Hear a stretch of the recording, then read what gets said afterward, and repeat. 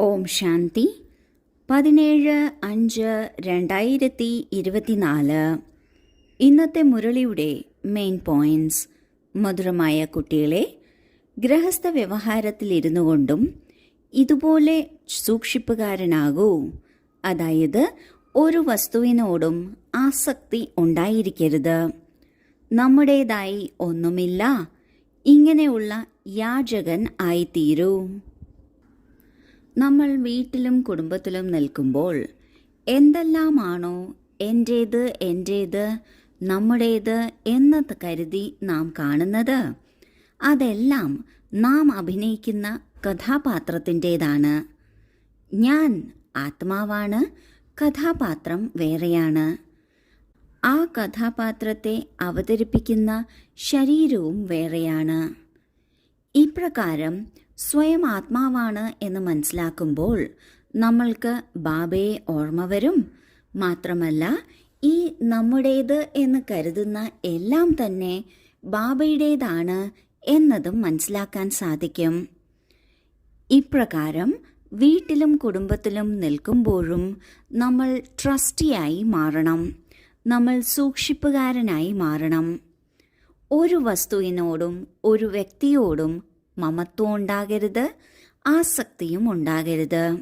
എല്ലാ സാധന സാമഗ്രികളും സുഖ സൗകര്യങ്ങളും ഉണ്ടെങ്കിലും ഇതൊന്നും എൻ്റേതല്ല എന്ന് നാം മനസ്സിലാക്കണം.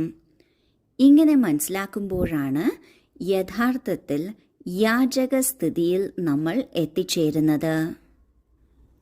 ചോദ്യം: നിങ്ങൾ കുട്ടികളുടെ പുരുഷാർത്ഥത്തിൻ്റെ ലക്ഷ്യം ഏതാണ്? ഉത്തരം: നിങ്ങൾ മരിക്കുമ്പോൾ ലോകവും മരിക്കുന്നു. ഇതാണ് നിങ്ങളുടെ ലക്ഷ്യം. ശരീരത്തോട് മമത്വം മുറിയണം. ഇങ്ങനെയുള്ള യാചകരാകണം. ഒന്നും തന്നെ ഓർമ്മ വരരുത്. ആത്മാവ് അശരീരിയായി തീരണം. നമ്മൾക്ക് തിരിച്ചു പോകണം. ഇങ്ങനെ പുരുഷാർത്ഥം ചെയ്യുന്നവർ ബെഗർ ടു പ്രിൻസ്, അതായത് യാചകനിൽ നിന്നും രാജകുമാരൻ ആകുന്നു. നിങ്ങൾ കുട്ടികൾ തന്നെയാണ് യാചകരിൽ നിന്നും ധനികരും ധനികരിൽ നിന്നും യാചകരും ആകുന്നത്. എപ്പോൾ നിങ്ങൾ ധനികരാകുന്നുവോ അപ്പോൾ ഒരാൾ പോലും ദരിദ്രരായിരിക്കില്ല. നമ്മൾ ചെയ്യുന്ന പുരുഷാർത്ഥത്തിൻ്റെ ലക്ഷ്യമാണ് നമ്മൾക്ക് തിരിച്ച് വീട്ടിലേക്ക് പോകണം. അതിനായി നമ്മൾ ആത്മാവാണ് എന്ന പ്രാക്ടീസ് ചെയ്യുകയാണ്.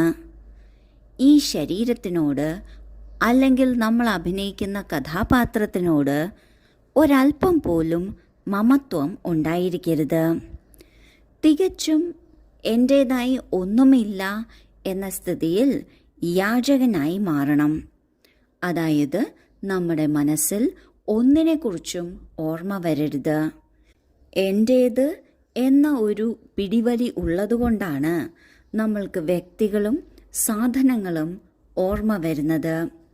ആ ഒരു പിടി ഇല്ലാതായാൽ നമ്മൾക്കൊന്നും ഓർമ്മ വരില്ല. ഒരു പഴഞ്ചൊല്ലും പറയാറുണ്ട്: നമ്മൾ മരിക്കുമ്പോൾ നമ്മൾക്കായി ലോകവും മരിക്കുന്നു. അതായത് നമ്മൾ ശരീരം വിട്ടു പോകുമ്പോൾ ആ കഥാപാത്രത്തിൽ നിന്നും ശരീരത്തിൽ നിന്നും ആ കഥാപാത്രത്തിൻ്റെ ബന്ധുജനങ്ങളിൽ നിന്നും എല്ലാ സാധനങ്ങളിൽ നിന്നും സാമഗ്രികളിൽ നിന്നും നാം മരിക്കുകയാണ്. ഏതുപോലെ ഒരു ട്രെയിനിൻ്റെ കമ്പാർട്ട്മെൻറ്റിൽ നിന്നിറങ്ങുമ്പോൾ ആ കമ്പാർട്ട്മെൻറ്റിലുള്ള സീറ്റ്, ആളുകൾ, അവരിൽ നിന്നെല്ലാം നമ്മൾ ഇറങ്ങുകയാണ്, വിട വാങ്ങുകയാണ്. എന്നിട്ട് അടുത്ത കമ്പാർട്ട്മെൻറ്റിൽ അല്ലെങ്കിൽ മറ്റൊരു കമ്പാർട്ട്മെൻറ്റിൽ അല്ലെങ്കിൽ ട്രെയിനിൽ കയറുമ്പോൾ അവിടെ പുതിയ സീറ്റ് ലഭിക്കുന്നു, പുതിയ ആൾക്കാരെയും ലഭിക്കുന്നു. അതുപോലെ തന്നെയാണ് ഈ ശരീരം വിടുമ്പോൾ നമ്മൾക്കായി ഈ ലോകവും മരിക്കുകയാണ്. ഇത് തന്നെയാണ് നമ്മളുടെ ലക്ഷ്യം. എപ്പോഴാണോ ഇത്തരത്തിൽ നമ്മൾ നമ്മുടേതായി ഒന്നുമില്ല എന്ന തരത്തിൽ യാചകനാകുന്നത്, അപ്പോൾ മാത്രമേ നമ്മൾക്ക് രാജകുമാരനാകാൻ സാധിക്കുള്ളൂ. നമ്മൾ തന്നെയാണ് ദരിദ്രനിൽ നിന്നും ധനവാനും ധനവാനിൽ നിന്നും ദരിദ്രനും ആകുന്നത്. നമ്മൾ ധനികരായിരിക്കുമ്പോൾ ഈ ലോകത്തിൽ ദാരിദ്ര്യമേ ഉണ്ടായിരിക്കില്ല. എല്ലാം സമ്പന്നമായിരിക്കും. സന്തോഷം കൊണ്ടും സാധനങ്ങൾ കൊണ്ടും എല്ലാം കൊണ്ടും നിറഞ്ഞിരിക്കുന്ന അവസ്ഥയാണ്. നമ്മൾ ദരിദ്രരാകുമ്പോൾ ലോകവും ദരിദ്രമാകുന്നു. അതിനാൽ നമ്മൾ ധനികരാകുക എന്നത് ലോകത്തിനും ഗുണമുള്ള കാര്യമാണ്. ധാരണയ്ക്കുള്ള മുഖ്യസാരം: 1. അതീന്ദ്രിയ സുഖത്തിൻ്റെ അനുഭവത്തിനായി സ്മൃതി ഉണ്ടായിരിക്കണം.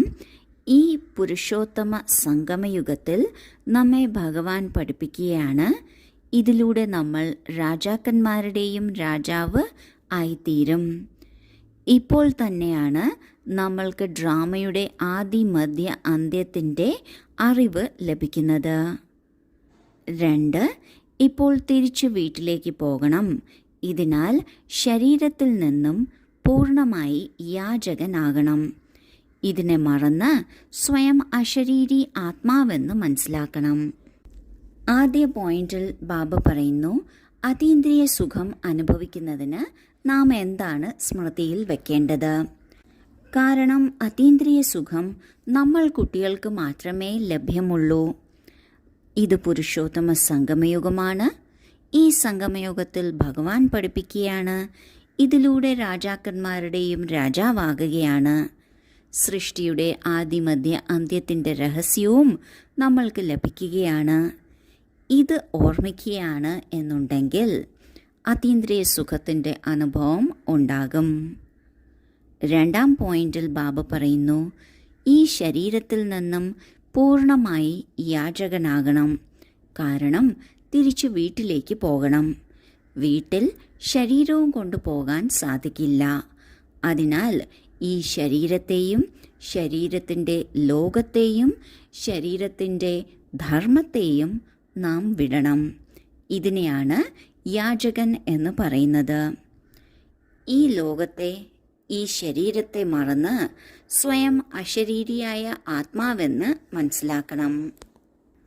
വരദാനം: സദാ സന്തുഷ്ടമായിരുന്ന തൻ്റെ ദൃഷ്ടി വൃത്തി കൃതിയിലൂടെ സന്തുഷ്ടതയുടെ അനുഭൂതി ചെയ്യിപ്പിക്കുന്ന സന്തുഷ്ടമണിയായി ഭവിക്കട്ടെ. ബ്രാഹ്മണ കുലത്തിൽ വിശേഷാത്മാക്കൾ അവരാണ്.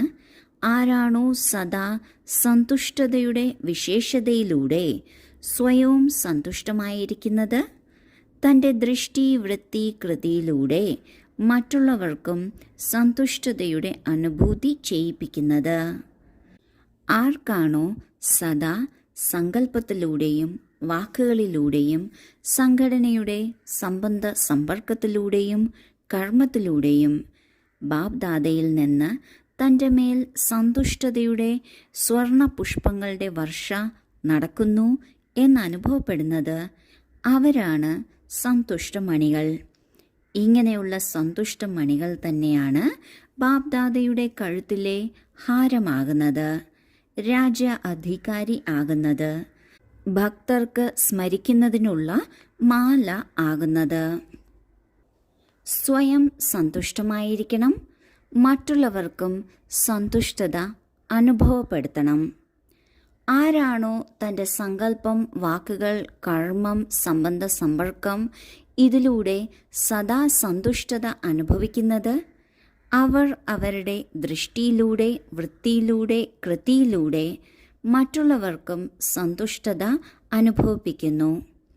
ഇങ്ങനെയുള്ളവരാണ് ബാബ്ദാദയുടെ കഴുത്തിലെ മാലയാകുന്നത്, രാജ്യ അധികാരിയാകുന്നത്, ഭക്തർക്ക് സ്മരിക്കുന്നതിനുള്ള മാല ആകുന്നത്. സ്ലോഗൻ: നെഗറ്റീവിനെയും വേസ്റ്റിനെയും സമാപ്തമാക്കി പരിശ്രമ മുക്തരാകൂ. നമ്മുടെ മനസ്സിലുള്ള നെഗറ്റീവായ ചിന്തകൾ അല്ലെങ്കിൽ വ്യർത്ഥമായ ചിന്തകൾ, ഇവ ഭാരം ഉള്ളതാണ്. ഇവ നമ്മളെയും ഭാരിച്ചതാക്കി മാറ്റുന്നു. ഭാരമുള്ള വസ്തു ചുമക്കുകയാണെങ്കിൽ പരിശ്രമം അനുഭവപ്പെടുന്നു. അതിനാൽ പരിശ്രമമുക്തരാകണം എന്നുണ്ടെങ്കിൽ ഈ നെഗറ്റീവിനെയും വ്യർത്ഥത്തെയും പൂർണ്ണമായി സമാപ്തമാക്കണം.